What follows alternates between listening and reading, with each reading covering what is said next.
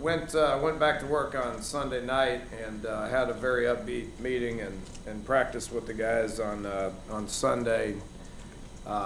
There's told them if anybody's got their I tell you guys the same thing. Anybody got their dang dauber down, you need to regroup quickly. We lost to a top 10 team. So that's just what happened. And fortunate to be able to play 2 more games. We've had a great year. Nobody can take that away from us. Not going to tolerate people talking about how we didn't do this or didn't do that. It's all about, moving forward and what we did do, what we have done. And the truth of the matter is we're 8-2. There's a whole lot of teams in the country that would do about anything to be 8-2. Got two games left. Fortunate to be able to have 2 games left, and we're excited about that opportunity. A lot to play for. Was fun being in the conversation about winning the Big 12, but we lost Oklahoma State. Those 2 teams will battle in 2 weeks to see who wins the Big 12. 2 really good football teams that are both top 10 teams right now. We're 8-2, had a good year. Need to move forward. Need to continue to press forward. There's a lot to play for. Got a chance to get to our 9th win on Saturday. That hasn't happened since we've joined the Big 12. Got a chance to get to our 6th Big 12 win. That hasn't happened since we've joined the Big 12. And then we got another game after that. We'll start talking about Senior Day and all that good stuff after that. There's going to be bowl positioning going on.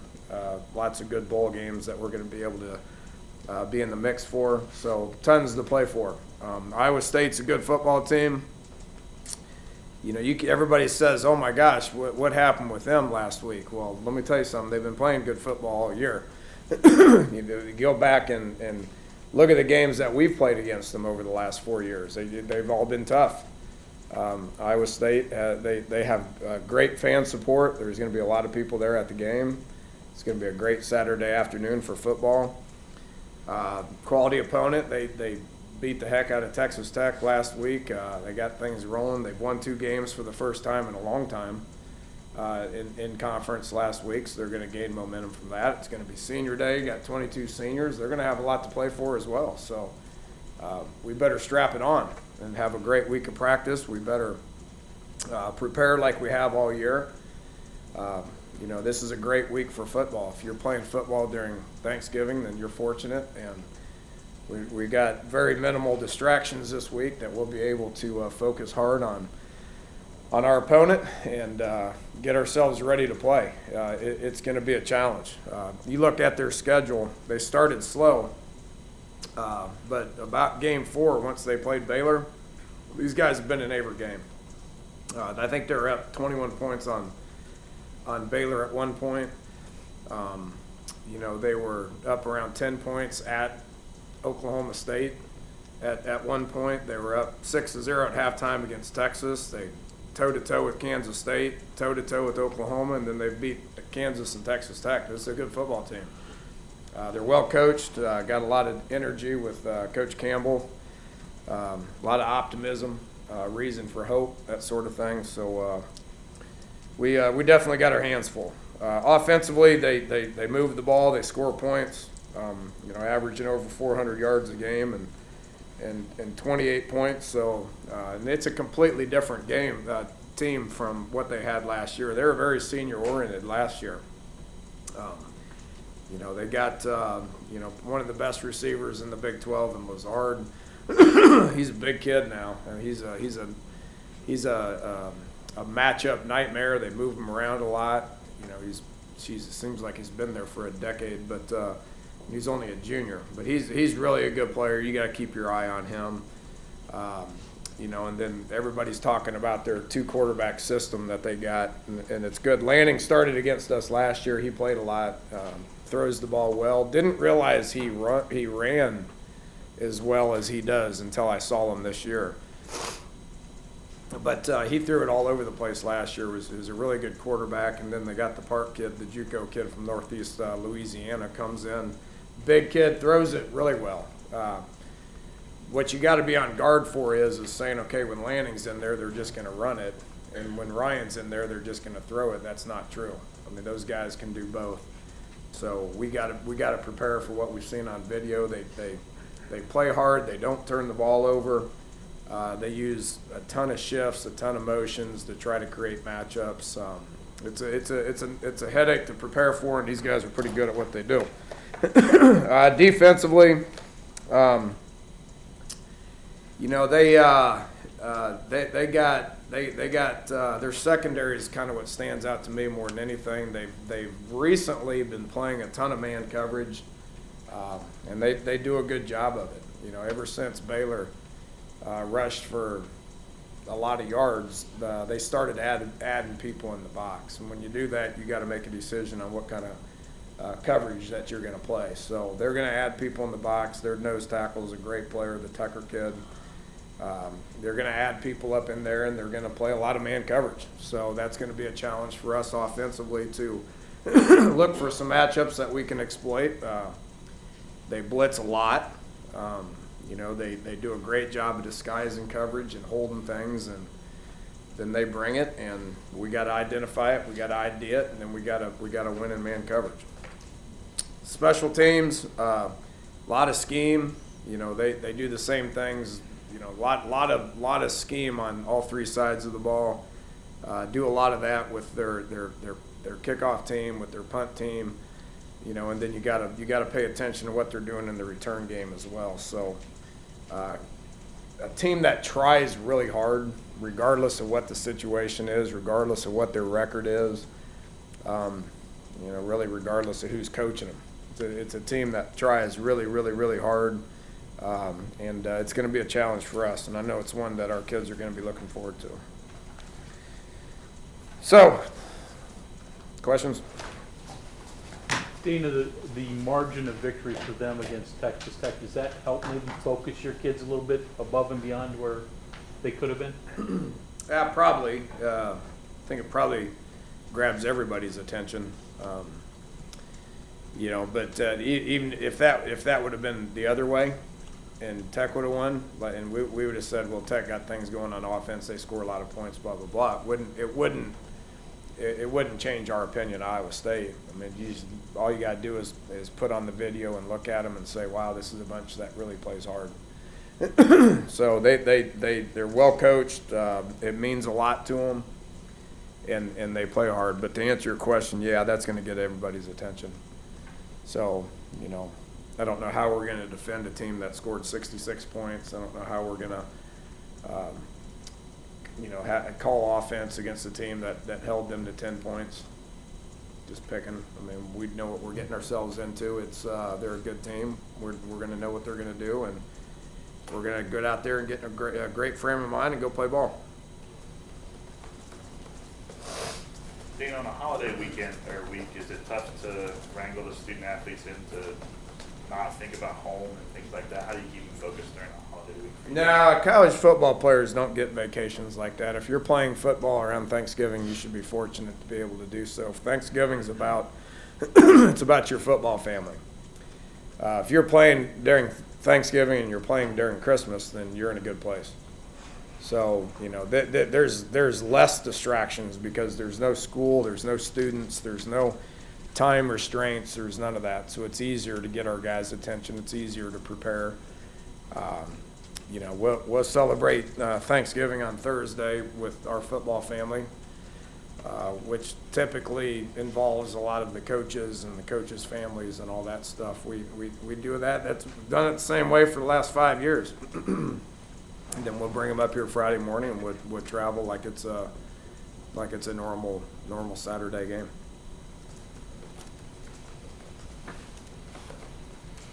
Dana, with no time constraints, obviously you don't expand it to 12 hours a day. How much do you expand? What does your schedule become? There's only so much you can do. I mean, this is the time of the year going into week 11 where the wear and tear of the season has set in. You know, so there's not a whole lot more you can do. It just makes it easier from a meeting perspective. You're not rushed. I mean, usually today, I mean, the guys come in, they have to come in on their own and lift, and then this afternoon they get up here and they do some media stuff. They got to hurry up and dress and go into meetings, which last quick, and then we got to get outside and hurry up. There's just no hurry. So we'll bring them up in the morning and do a lot of meetings, and we get to feed them more. It's easier to feed them. Do more meetings, do more recovery downstairs in the weight room. Then let them rest up, and then they come back and we go practice for a couple hours. So it's an NFL schedule, you know. But just because the NFL's not limited by the amount of time, they're not going to take their guys out there and practice them 5 hours a day, especially in November, December. How much do you put on your seniors this week to get your guys ready? I don't think we're there yet. I mean, we'll talk a little bit about it. Hadn't had to do that yet. I mean, you know, and last year we had to do it game 7 or game 8, whatever that was. Haven't had to do it yet this year because, you know, we've been in a good place, and the importance of last week's game took care of itself. But we'll start talking about it a little bit. You know, this is the last time we travel. This is the last time the seniors get you know, I did say this Sunday night. I'm like, you know, you 22 seniors, if you're not, most of you guys won't be playing football next year. I mean, the realities of it is most of those guys will not be playing football next year. When this time of the year hits and it's Thanksgiving and you're wherever you are with, you know, enjoying Thanksgiving Day, you're going to think of this week with your teammates, because this week there's a lot of guys that bond a lot, and it's all about the football family. So they realize that there's about 4 practices and 2 games, and one's on the road and one's senior day at home. They realize it's about done, you know, and then whatever happens in the next 2 weeks is going to dictate where we're at in December, and we all want to position ourselves to go to the best bowl possible. I think a lot, and it's sad in college football, to where the media makes so big of a deal on the college football playoff.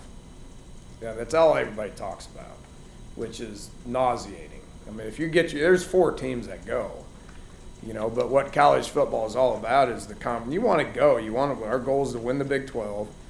Our goal is to go to the college football playoff. Well, how many of those teams are going?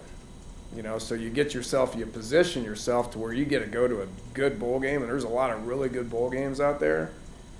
I mean, that's going to be something these guys will remember for a long time. How do they use their 2 quarterbacks? Is it rotating series, situational? Don't know who's going to start. Don't know when they're going to pull one out and when they're going to plug one in. I mean, it's fairly random. You know, which I don't know if that makes it easier or harder to prepare for. I don't know. I mean, you got it. We got the plays that those guys specifically do, and you know, we're going to develop some tendencies and try to have an idea of what to expect. But they've done a pretty good job of not allowing that to happen. You know, you got to prepare for a lot when it comes to both of them. You mentioned before that you hadn't seen a running back run for 330 yards and not score a touchdown, and the lack of long touchdown runs. I think you've only had 4 this year over 20 yards, and 2 of them by the quarterback. Have you thought about that and since then, and what's gone into that and why? Or is that just speed to college football? I mean, I don't know what you want me to say. They're trying to score. I don't think they're saying, okay, I'm good now. I've only got 40 yards here. I think I'm going to take a knee. Now we've challenged our receivers to try to spring them a little bit more. We got to do a better job with our receivers of trying to make some key blocks downfield. You watch Justin's runs. I mean, he made guys miss. He's blocked well. Skyler made good decisions because he's got a part in it. Justin made some guys miss. He got out in the open. He cut back. He made another couple of guys miss. And a lot of times he ran out of gas and he was done. How can you be mad about that? I mean, you know, there's some guys there's brought to my attention a couple of times saying, wow, that looked like Tavon. Well, I mean, there's only one Tavon because Tavon gets out in the open. Ain't nobody catching him. You know, Justin's not that guy yet. Maybe he will with an off season. He's never had an off season. So maybe he will become that guy with an off season. What's more disturbing is you get down there and then you do stupid stuff. And you put the ball on the ground, you know, or you don't make the appropriate checks or the appropriate throws, or I make stupid calls, whatever it is. We got down there twice in the second quarter and didn't score. Yeah, you flat out can't win. That's more disturbing than guys going the distance. Because I don't know how you coach that. Danny, you switched up your starting offensive line, moving Hanky back down. What'd you see out of that? Did you like that? And you think you keep that moving forward? Yeah, it worked good. We felt like we needed a little bit more inside presence against those guys. They were heavy inside. They played basically a bare front, you know, 3 heavy guys inside. So we knew we needed some heavy guys. Bosch played his best game. T.O. plays like T.O. always plays. And Panky played well. He's a better guard than he is a tackle right now. But with that said, he can go out and play tackle if we need him to. It's happened because Colton McKivitz is pretty versatile right now. So he can go both right and left. Lingenfelter had a bum leg. He's cleared to go this week. Mattio's been struggling with some lower body stuff as well. So Marcel stepped in. I thought he played well. Thought he did good. He's played a lot of ball for us around here. But having a redshirt freshman like Colton to go both right and left there's not many people doing that as a redshirt freshman. So he's done well. Iowa State has a pretty strong presence inside. Their nose guard is something now. I mean, he's I don't know what his measurables are, but that dude's in the backfield all the time, and so we're going to need some heavy inside presence. So as long as the tackles are holding up, then we can do it. But having Lingenfelter started in this game 2 years ago against Iowa State, and Tony started a lot of games for us as well. So those guys need to play, which means Panky, we're going to have to probably move him around some.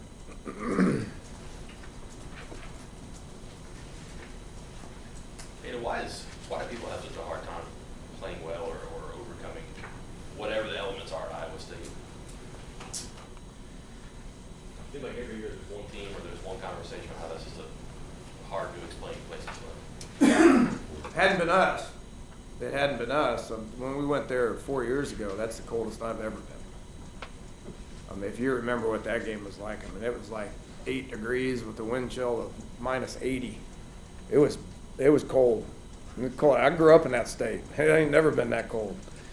2 years ago, it was all right. You know, this Saturday it's going to be all right. It was pretty cold last Saturday there, from what I heard, and the wind blows. I don't know. I mean, I can only speak for our team. I don't know. I mean, it's a hard place to play. They're rowdy. Their in-game entertainment, I think, is pretty good. Those kids play hard there. How do you keep Russell Shell engaged and just his attitude good when he's obviously bummed that he's not playing? Yeah, let's hope he's ready to go this week. I mean, 2 weeks in a row he's practiced minimal, and then we put him in 2 weeks ago. Probably shouldn't have, but we did because we didn't have anybody else to put in there. And then this past week he went through warm-ups and I saw a limp, and I said, look, Kennedy's coming off of his best game he's had, and Justin Crawford's had a great week of practice. So when Kennedy went down on the first snap, I'm like, gosh dang, here we go again. But then Crawford went in and did great. Eli has it pieces it together some. I came real close to pulling Pettaway's red shirt in the fourth quarter, but didn't. I'm glad we didn't. But hopefully Russ he wants to play. Nobody wants to play more than him. He sits right there and he listens to everything that's being said. He's engaged. He's tuned in. He's a senior leader. He wants to play. Dana, given the nature of offenses in the league, it's probably really nice to have a good quarterback. Hardly ever see a corner win defensive player of the year in the league, right? I'm not. Given the nature of the offenses, I've mangled that question. So. Yeah.